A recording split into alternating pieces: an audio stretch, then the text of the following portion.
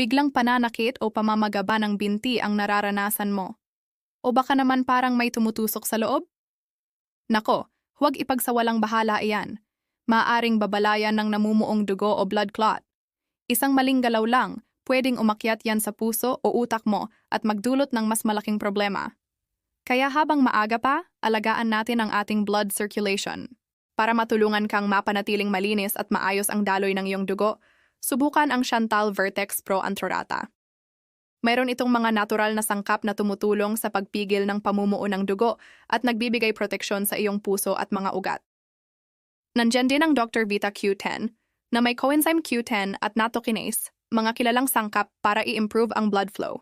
Alagaan ang ugat para iwas sa bara. Tandaan, ang kalusugan ay kayamanan. Huwag kalimutang mag-like, share, at subscribe sa aming channel para sa mas marami pang health tips. Maraming salamat sa panonood.